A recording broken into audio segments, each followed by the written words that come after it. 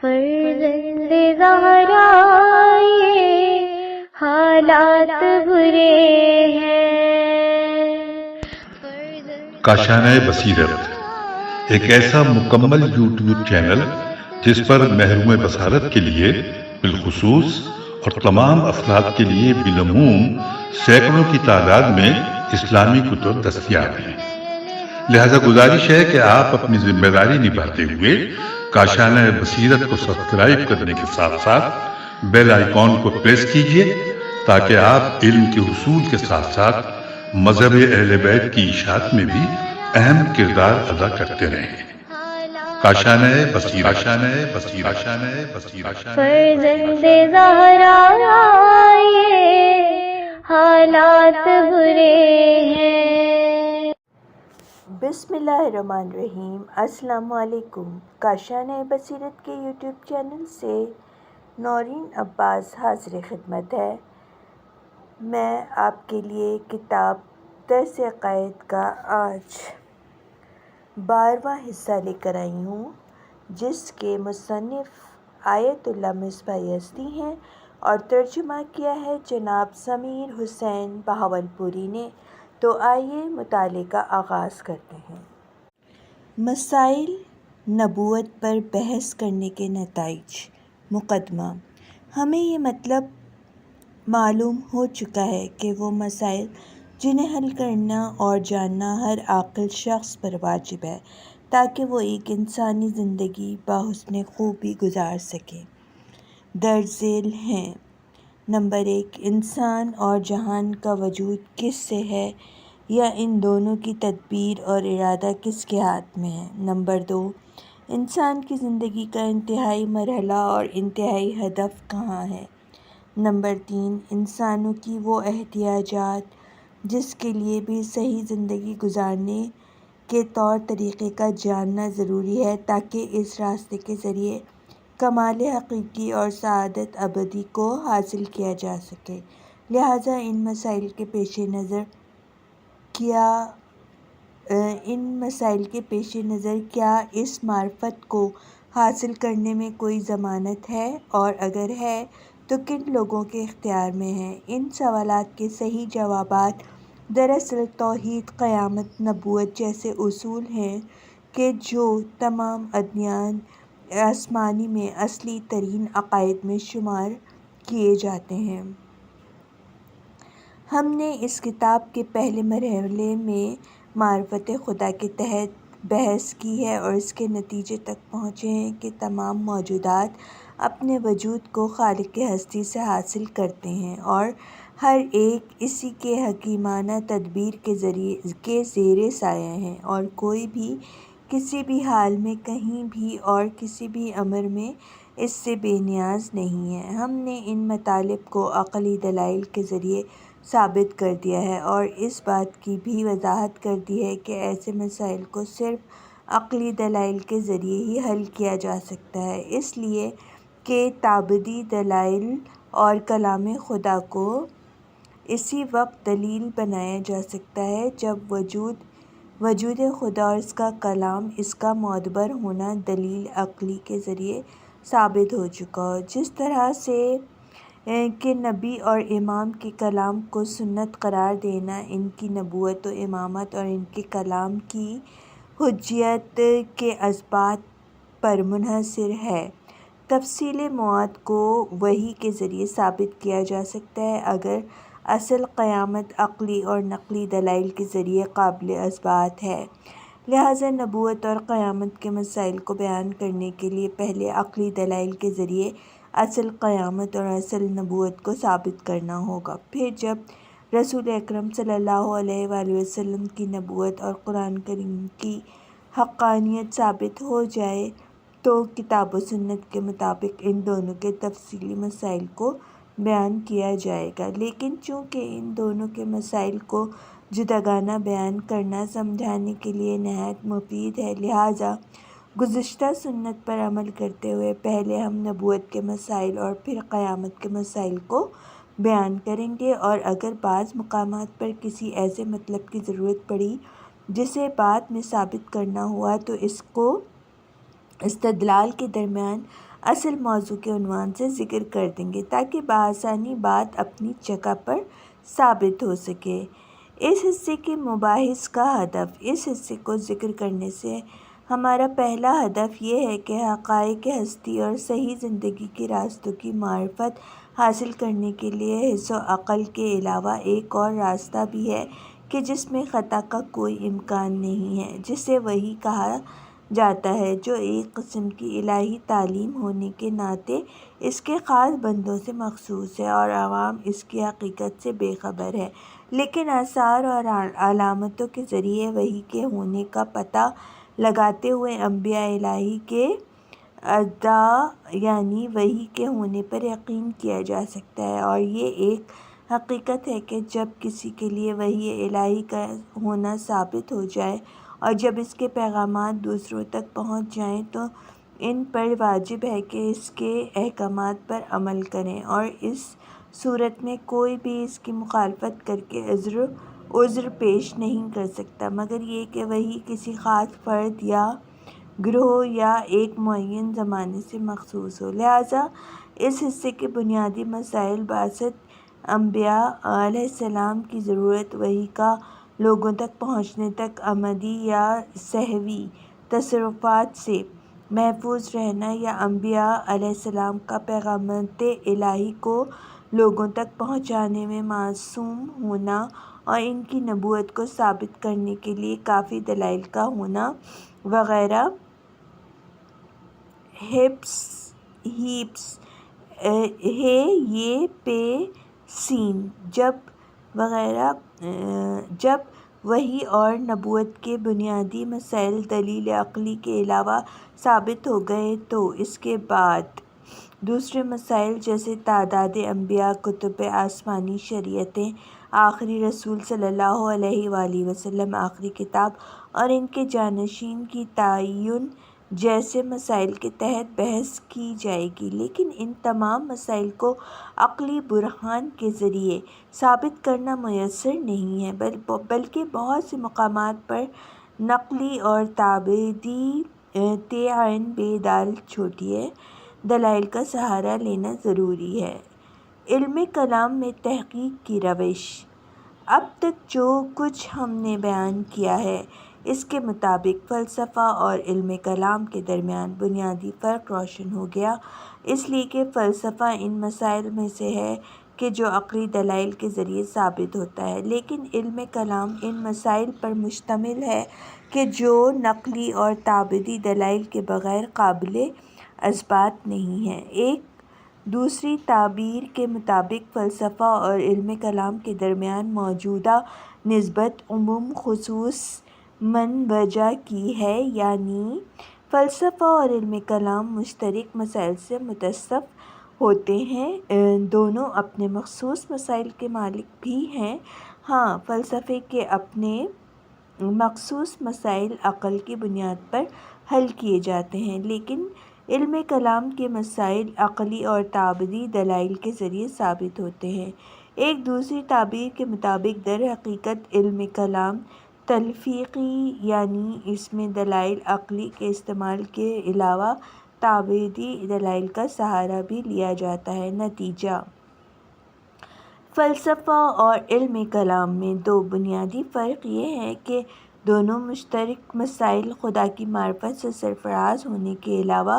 کچھ مخصوص مسائل کے مالک بھی ہیں کہ جن میں فلسفے کے مخصوص مسائل سے کلام اور کلام کے مخصوص مسائل سے فلسفے میں بحث نہیں کی جاتی۔ اور دوسرا فرق یہ ہے کہ فلسفے میں اس کے مسائل کے تحت تحقیق ایک عقلی روش ہے، لیکن علم کلام اپنے بعض مسائل میں جو ان دونوں میں مشترک ہے عقلی روش کے ذریعے اور بعض مسائل جیسے امامت میں نقلی روش کے ذریعے بحث کرتا ہے، لیکن بعض مقام پر جیسے اصل قیامت کو ثابت کرنے کے لیے دونوں روش کو استعمال میں لاتا ہے۔ اس مقام پر اس بات کی طرف اشارہ کرنا لازم ہے کہ علم کلام کے اپنے تمام خاص مسائل جو نقلی اور تعبیری روش کے ذریعے ثابت ہوتے ہیں ایک جیسے نہیں ہیں، بلکہ بعض مسائل جیسے رسول اکرم صلی اللہ علیہ وآلہ وسلم کے کردو گفتار، کرد و گفتار کی کاف رے دال رے واو گاف فے تے الف رے کی حجیت خود قرآنی آیات کے ذریعے ثابت ہوتی ہے، لیکن اس سے پہلے عقلی دلائل کے ذریعے قرآن کی حقانیت کو ثابت ہونا ضروری ہے، اور پھر حضرت کے خلفاء کے تعین اور ان کے اقوال کی حجیت کے تحت بحث کی جاتی ہے۔ لیکن یہ امر واضح و آشکار ہے کہ دلائل نقلی کے ذریعے حاصل ہونے والے نتائج اس صورت میں یقینی ہوں گے کہ جب ان کی سند قطعی اور ان کی دلالت آشکار ہوں۔ سوالات: نمبر 1، کیوں خدا کی معرفت کے بعض مسائل کو ہم نے صرف عقلی اسلوب کے ذریعے بیان کیا ہے؟ نمبر 2، نبوت کے بنیادی مسائل کیا ہیں؟ نمبر 3، کیا نبوت اور قیامت کے بنیادی مسائل کو نقلی دلائل کے ذریعے ثابت کیا جا سکتا ہے، اور کیا ان دونوں میں کوئی فرق ہے؟ نمبر 4، علم کلام کے کن مسائل کو نقلی دلائل کے ذریعے ثابت کیا جا سکتا ہے؟ نمبر 5، مسائل نبوت کو معاد کے مسائل پر مقدم کرنے کی وجہ کیا ہے، اور کیا ان دونوں کے مسائل کو منظم کرنے کے لیے کوئی منطقی ترتیب ہے؟ نمبر 6، فلسفہ اور علم کلام میں کیا فرق ہے؟ نمبر 7، علم کلام کے مسائل کے اثبات کی جہت سے اسے چند قسموں میں تقسیم کیا جا سکتا ہے، ان قسموں کی ترتیب بیان کریں۔ 22واں درس: بشر کو وحی اور نبوت کی ضرورت ہے، بعثت انبیاء علیہ السلام کی ضرورت۔ یہ مسئلہ نبوت کے مسائل میں سے ہے جسے ایک ایسے برہان کے ذریعے ثابت کرنا ہوگا کہ جو 3 مقدمات پر مشتمل ہو۔ پہلا مقدمہ یہ ہے، انسان کی خلقت کا ہدف یہ ہے کہ وہ اپنے مختار ہونے کے ساتھ اعمال کے ذریعے راہ تکامل کو انتہائی کمال تک طے کرے، ایسا کمال کہ جو انسان کے مختار ہوئے بغیر قابل دسترسی نہیں ہے۔ ایک دوسری تعبیر کے مطابق انسان کو اس لیے خلق کیا گیا ہے کہ وہ خدا کی اطاعت و عبادت کے ذریعے اپنے وجود میں رحمت الہی کی دریافت کی لیاقت پیدا کرے، جو صرف اور صرف انسان کامل سے مخصوص ہے، اور خدا کا ارادہ بھی انسان کی سعادت اور اس کے کمال سے متعلق ہے۔ لیکن چونکہ یہ سعادت اختیاری افعال انجام دیے بغیر میسر نہیں ہے، اس مسئلے نے بشری زندگی کو 2 راہیں پر کھڑا کر دیا ہے تاکہ وہ اپنے اختیار سے جسے چاہے انتخاب کرے، جن میں سے ایک راستہ شقاوت کی طرف جاتا ہے جو باتباع ارادہ الہی سے متعلق ہے۔ نہ بالا صلتا یہ مقدمہ عدل و حکمت الہی کے بحث کے ضمن میں واضح ہوگا۔ دوسرا مقدمہ یہ ہے کہ غور و فکر کے ذریعے اختیار و انتخاب کرنا، مختلف امور کی انجام دہی میں بیرونی عوامل کا مہیا ہونا اور ان کی طرف باطنی کشش کے پائے جانے کے علاوہ امور کے صحیح یا غلط ہونے، اور اسی طرح شائستہ اور ناشائستہ راستوں کی ضرورت ہے، اور انسان اسی صورت میں غور و فکر کے ساتھ انتخاب کر سکتا ہے کہ جب ہدف اور اس تک پہنچنے والے راستے کو اچھی طرح جانتا ہو، اس کے فراز و نشیب پیچ و خم سے پوری طرح آگاہ ہو۔ لہٰذا حکمت الہی کا تقاضا یہ ہے کہ ایسی معرفت کے حصول کے لیے خداوند متعال ضروری وسائل و امکانات بشر کے اختیار میں قرار دے، وگرنہ اس کی مثال اس شخص کی ہوگی جو کسی کو اپنے مہمان سرا پر دعوت دے لیکن اسے اس کا پتہ اور وہاں تک جانے والے راستے کی نشاندہی نہ کرے۔ ظاہر ہے کہ ایسا عمل حکمت اور غرض کے خلاف ہوگا۔ یہ مقدمہ بھی چونکہ واضح ہے لہٰذا اس کے لیے زیادہ وضاحت کی ضرورت نہیں ہے۔ تیسرا مقدمہ یہ ہے کہ انسانوں کی وہ معمولی معرفت جو حس و عقل کی بنیاد پر حاصل ہوتی ہے، اگرچہ انسانی ضروریات کو پورا کرنے میں اپنا پورا کردار ادا کرتی ہے، لیکن سعادت حقیقی اور راہ کمال کو فروئی اور اجتماعی فردی اور اجتماعی، مادی و معنوی، دینوی و اخروی پہلوؤں کے لحاظ سے پہچاننے کے لیے کافی نہیں ہے، اور اگر ان مشکلات کے حل کے لیے کوئی راستہ نہ ہو تو انسان کی خلقت سے خدا کا ہدف پورا نہیں ہو سکتا۔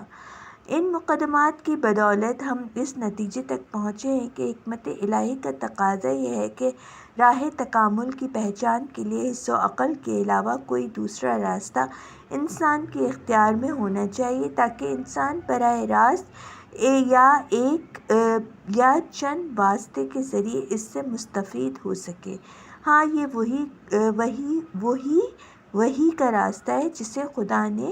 اپنے انبیاء کے اختیار میں دے دیا ہے، جس سے عوام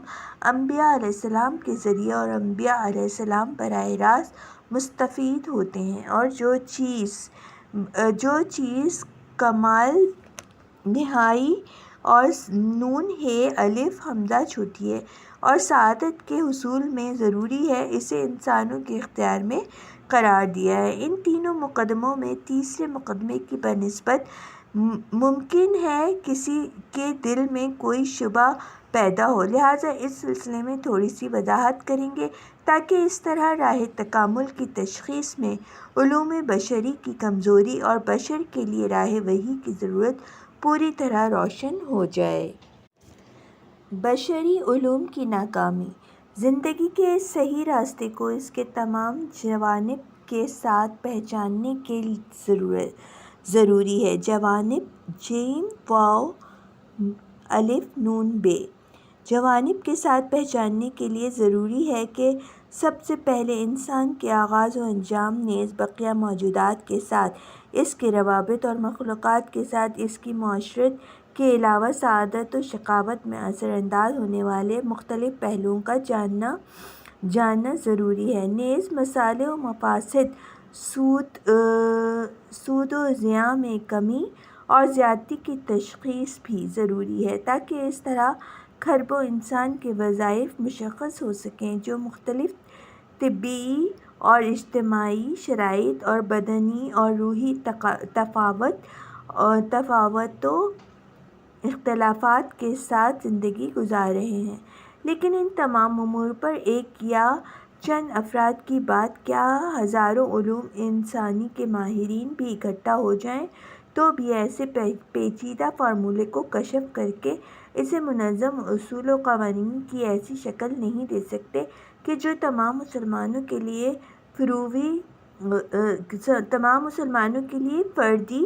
فردی و اجتماعی، مادی و معنوی، دینوی اور اخروی اعتبار سے مصالح و مفاسد کی ضمانت دے سکے۔ مصالح و مفاسد کی ضمانت دے سکے۔ اس کے علاوہ بے شمار مصالح و مفاسد کے ٹکراؤ کے دوران جو اکثر اوقات پیش آتے ہیں، ان میں اہم کو انتخاب کر کے وظیفے کو معین کرنا بھی ان کی استطاعت کے باہر ہے۔ تاریخ بشر میں بدلتے ہوئے قوانین نے اس بات کو ثابت کر دیا ہے کہ ہزاروں سال تک ہزاروں حقوق دانوں کی تحقیق و جستجو سے آج تک کامل اور عیب و نقص سے مبرا قوانین کا ایک مجموعہ وجود میں نہیں آ سکا، بلکہ ہمیشہ قانون کو وضع کرنے والے ایک مدت کے بعد اپنے ہی وضع کردہ قانون میں خطا سے آگاہ ہوئے یا تو اسے بدل دیا یا پھر اسے کسی دوسرے وضع کردہ قانون کے ذریعے کامل کر دیا۔ لیکن اس مقام پر اس مطلب کی طرف توجہ مبذول رہے کہ انہوں نے بہت حد تک اپنے قوانین کو وضع کرنے میں الہی قوانین کا سہارا لیا ہے، اور یہ بھی معلوم رہے کہ قانون گزاروں کی تمام سعی و کوشش دینی اور اجتماعی زندگی کو سنوارنے کے لیے صرف ہوتی رہی ہے،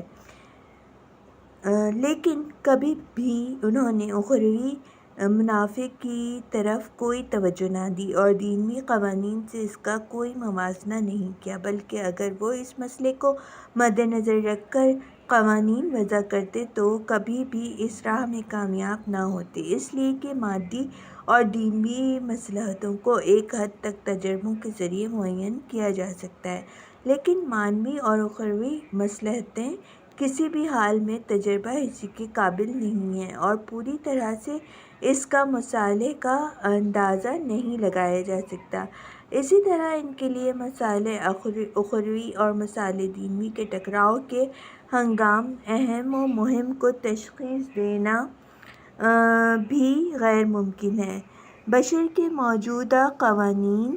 کی حالت کو دیکھتے ہوئے ہزاروں سال پہلے جینے والے انسانوں کے علوم کا اندازہ لگایا جا سکتا ہے اور یہ قطعی نتیجہ حاصل کیا جا سکتا ہے کہ گزشتہ ادوار میں جینے والے اس عصر میں جینے والوں کے مقابلے میں زندگی کے صحیح راستے کی تشخیص میں نہایت ناتواں تھے۔ اور اگر یہ فرض کر لیا جائے کہ اس عصر کے انسانوں سے ہزاروں سال تجربات کے پیش نظر کامل قوانین کے مجموعے کو وضع کرنے میں کامیابی حاصل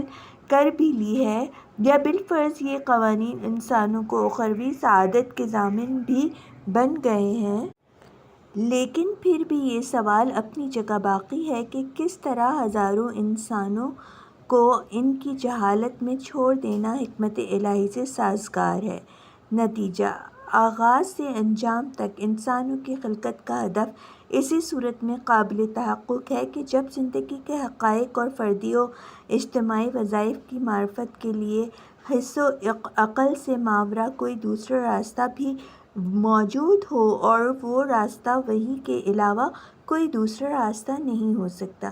اس بحث کی روشنی میں یہ مطلب بھی واضح ہو گیا ہے کہ اس بحران کا تقاضا یہ ہے کہ اس زمین پر قدم رکھنے والے سب سے پہلے انسان کا نبی ہونا ضروری ہے، تاکہ وہ وحی کے ذریعے زندگی کے صحیح طریقے کو پہچانے اور ہدف خلقت اس کے متعلق محقق ہو جائے، اور اس کے بعد آنے والے انسان اسی کے ذریعے ہدایت یافتہ ہوں۔ بعثت انبیاء علیہ السلام کے فوائد۔ انبیاء الہی انسانوں کے کمال کو مشخص کرنے اور وحی کو دریافت کرنے کے بعد لوگوں کے سامنے اسے بیان کرنے کے علاوہ انسانوں کے تکامل بتدریج کمال تک پہنچنے کے لیے دوسرے مہم راستوں سے بھی آگاہ تھے، جو درج ذیل ہیں۔ نمبر 1، بہت سے ایسے مطالب ہیں کہ جنہیں درک کرنے کے لیے انسانی عقول میں طاقت نہیں ہے، بلکہ اسے سمجھنے کے لیے گزشتہ زمانے کے علاوہ بے شمار تجربوں کی ضرورت ہے، یا پھر وہ مطالب حیوانی خواہشات میں ملوث ہونے اور مادیات سے وابستہ